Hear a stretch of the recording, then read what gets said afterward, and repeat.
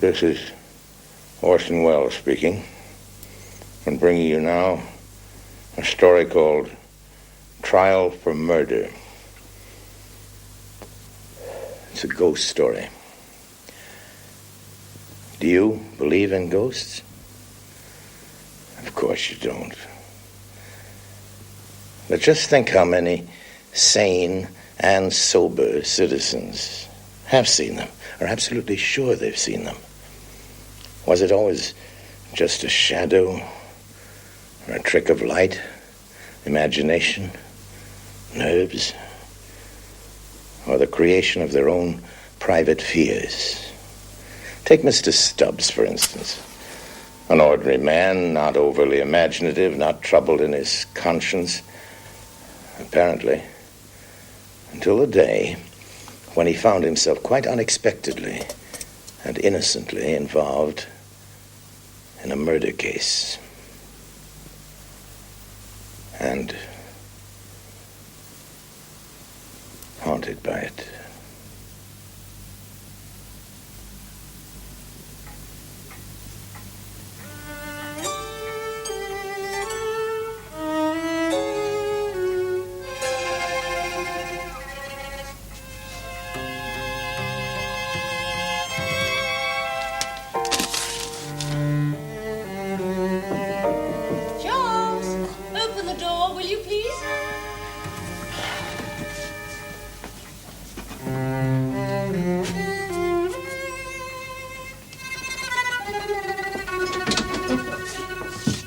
I thought you might like your tea up here, seeing you're so busy. Thank you, dear.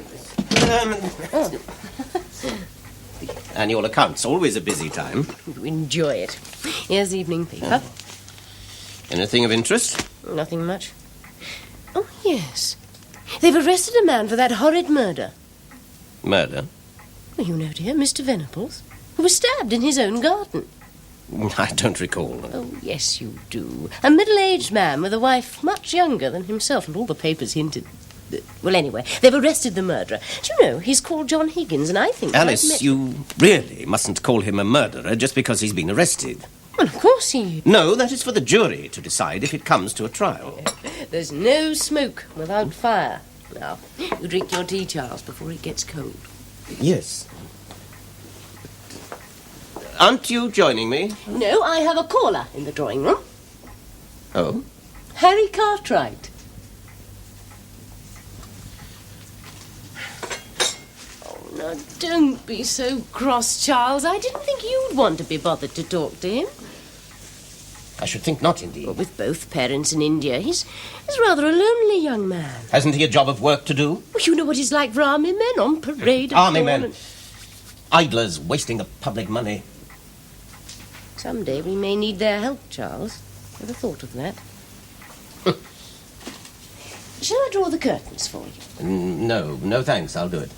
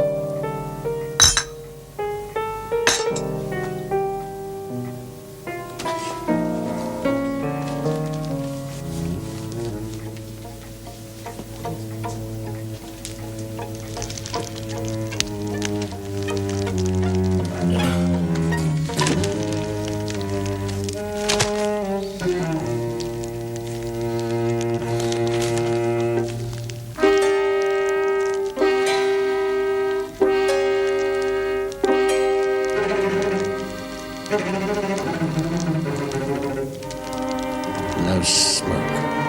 Cartwright.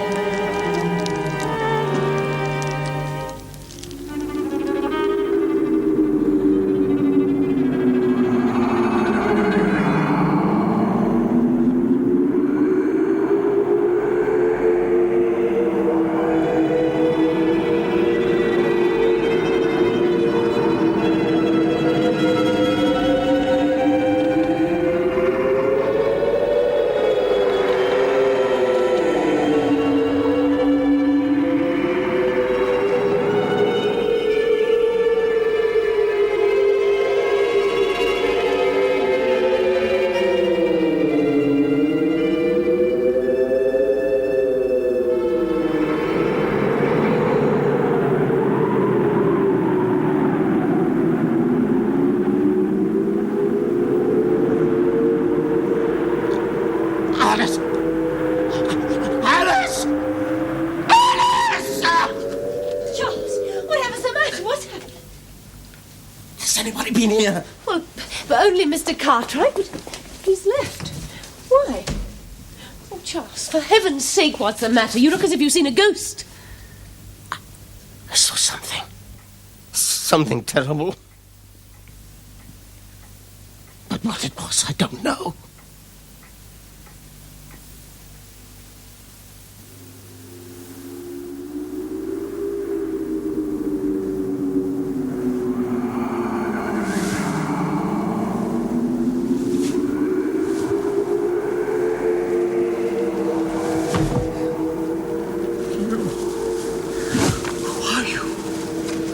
Who are you? I've seen you before, haven't I? Where in God's name have I seen you? No, don't come any closer. No closer, do you hear? You keep away from me. Help me! Help, let me out! Let me out! Let me out! Let me out! All right. Let me out! Well, now, Mr. Higgins, what's all this about? Somebody was in here. A man was in here. Oh? There's nobody here that I can see. He was here. I saw him. Now he's gone. Gone, eh? Escaped through the wall? He vanished when you came in. Just as well for him, innit? You're supposed to be alone in here. Solitary, we call it. And no visitors excepting your lawyer. I saw him.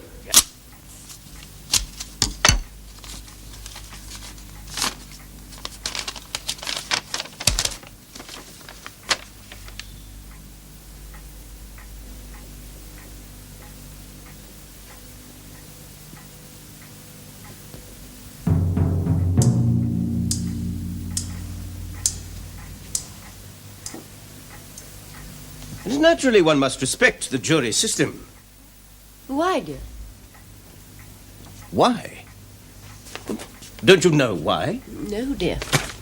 Really, and they seriously talk about the higher education of women. Not that I think women need educating. They're delightful as they are. Thank you, dear. But juries, well, even delightful women ought to understand their origin and their function, their fundamental function in our incomparable legal system. Then tell me. Yes, you should know. You shall know. Now, before the jury system, what did we have? Trial by ordeal. What was that? Disgusting. Ridiculous. The accused walked on red-hot ploughshares, and if his feet survived, he was innocent. Idiotic. Truly said. And as for trial by battle, well, here the result was that the most powerful and skillful thug always won the case. Disgraceful. Agreed. But take the jury. Now, here, my dear, is a truly humane and progressive development formulated in English practice and then spread through the empire to the lesser breeds without the law. Now, under this system, a man is tried not by a committee of lawyers or a dictatorial judge, but by his peers, 12 good men and true. No women? Good heavens, no. Now, the point is that these men are totally unbiased. They're not expected to understand the niceties of the law. All they must do is listen to the evidence and find out the truth without fear or favour. Then, forgive me, Charles, but why do you so object to accepting this summons to serve on the jury? Alice, I don't know. But it is a great responsibility. Can you get out of it? Indeed, yes. My lawyer tells me that I can be exempted, and so I have decided to avoid it if I can.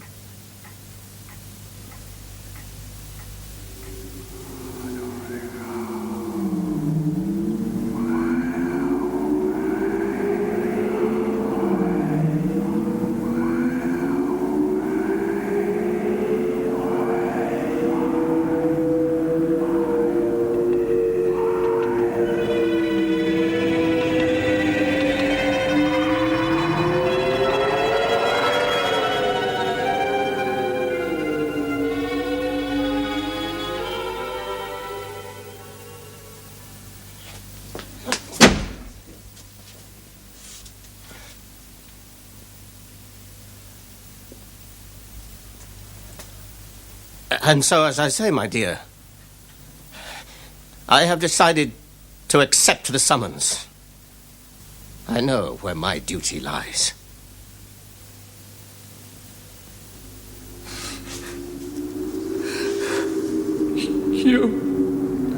You again.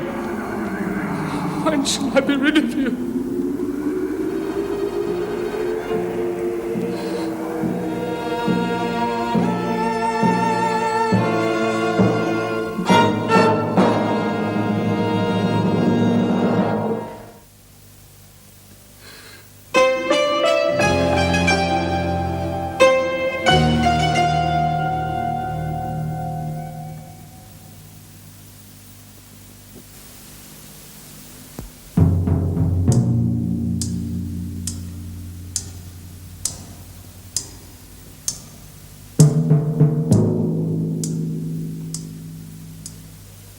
Bring in the prisoner, Thomas John Higgins.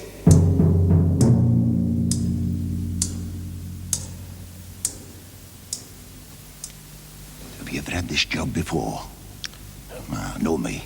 I've seen a lot of cases tried. Never miss a murder if I can help it. Just you watch Higgins when he comes in. Who do you think he'll look at first? The judge? Oh, no, poor devil. He knows who gives the verdict.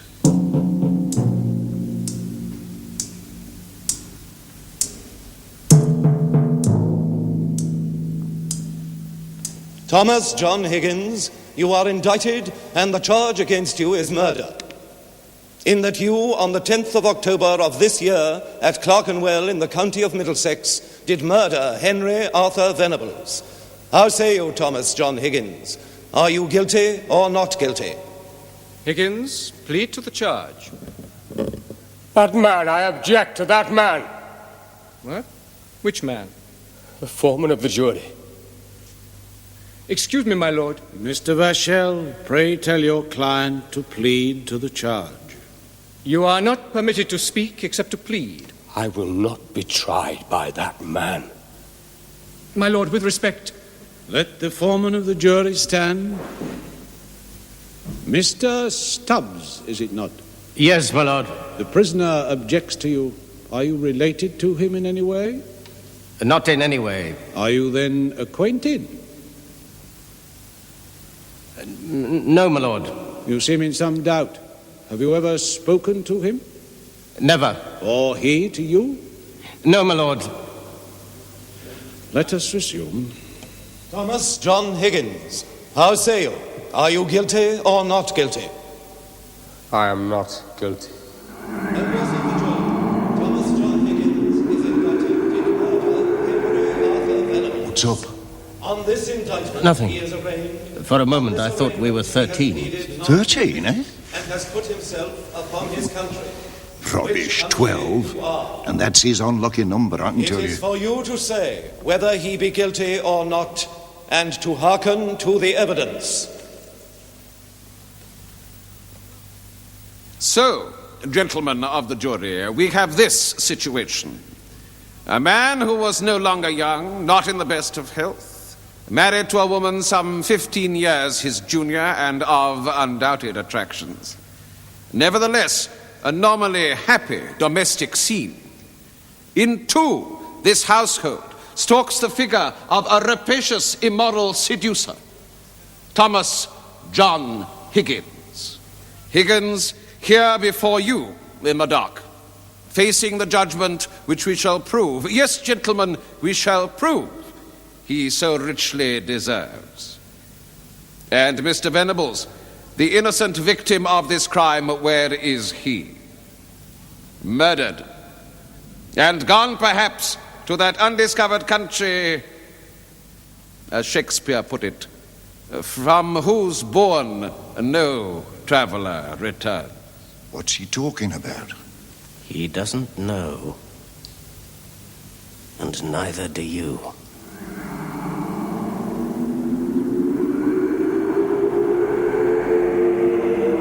Well, gentlemen, you have heard all the witnesses for the prosecution, and all those witnesses have just one thing in common. Not one of them was present when the tragedy occurred.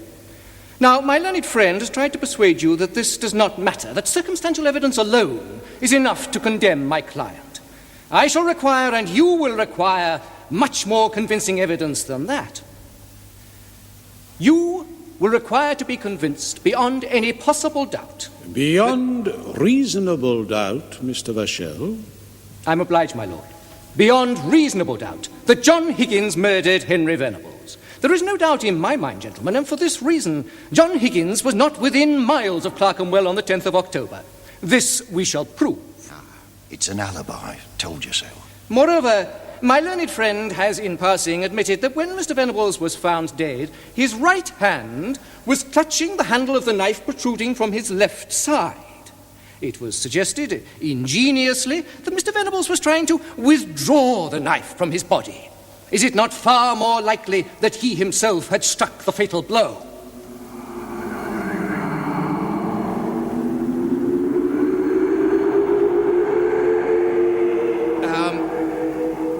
That, in fact, Mr. Venables committed suicide.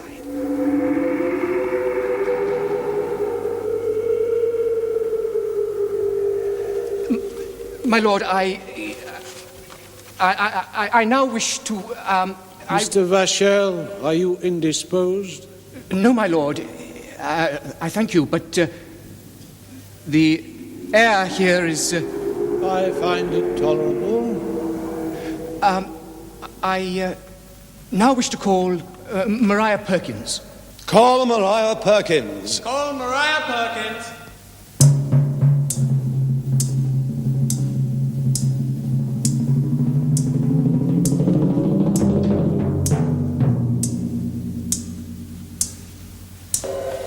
So, Miss Maria Perkins, here you are in the witness box. Taking the Bible in your right hand, you have sworn to tell the truth, the whole truth, and nothing but the truth, so help you God. Tell me, have you done that? Beg pardon, sir? When you answered questions put to you by my learned friend, did you tell the truth? Oh, yes, sir. Thank you. Tell me, Miss Perkins, what is your profession? Profession? What is your trade? Shop assistant. By day and by night? Oh, now look here. Do you deny, and I remind you of your oath, do you deny that you have an additional and lucrative source of income? Yes, I do. I see. Now, Miss Perkins, you have told the court in the most barefaced manner. My lord, I object. And Sir Richard, you are advised not to browbeat the witness. Very well. You told the court that on the 10th of October last, the prisoner was in your company from 7 in the evening till 8 the next morning. I put it to you that this is a lie. No. It's the truth. I further suggest that he paid you to tell this lie. How much did he pay you? My God. What did he pay you? He paid me £10. Well, say what you like, I'm still not satisfied. No, they were all against him. Police, well, they've got to get a conviction, ain't they? I mean, it stands to reason if they arrest somebody, he's got to be guilty. Now, that lawyer fella, the prosecutor, I mean, the way he treated that poor girl, intimidation, I call it. She perjured herself first and then confessed it. Higgins paid her money. Oh, but what for? That wasn't proof, was it? Now, £10, what does that amount to? Now, she was sweet on him, all right. We have been going round in circles for 4 hours now. We must reach a verdict. Mr. Masters, what do you say? I still say not guilty. 12 against 1. Then we must continue to persuade you.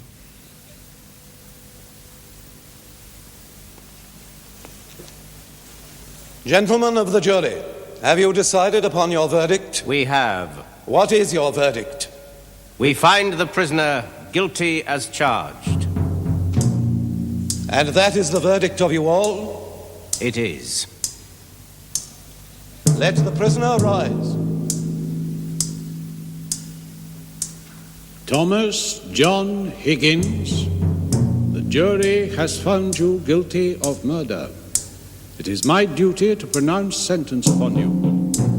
Is there anything you wish to say? Only that it was not a fair trial. That man. As soon as I saw that man on the jury, I knew I had no chance. because each night before the trial he came into my cell and put a rope round my neck.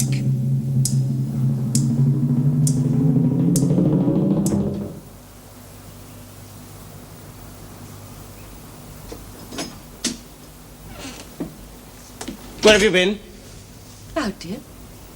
Been a long while? About 2 hours. The shop's at this time of year. Alice, I must ask you a question. And you must answer me sincerely.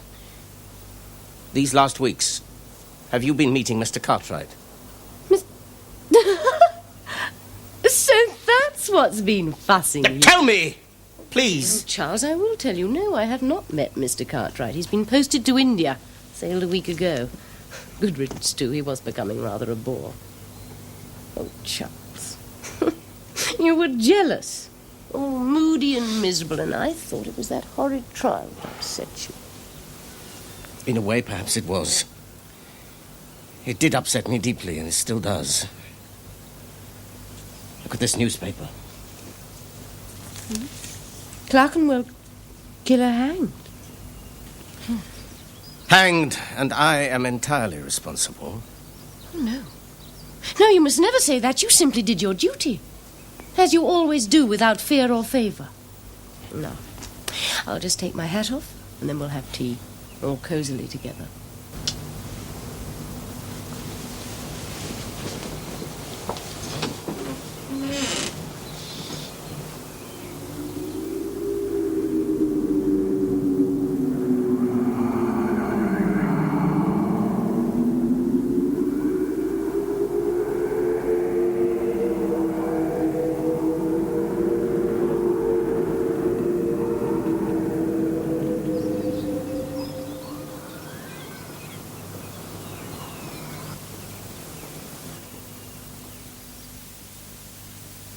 And so that troubled spirit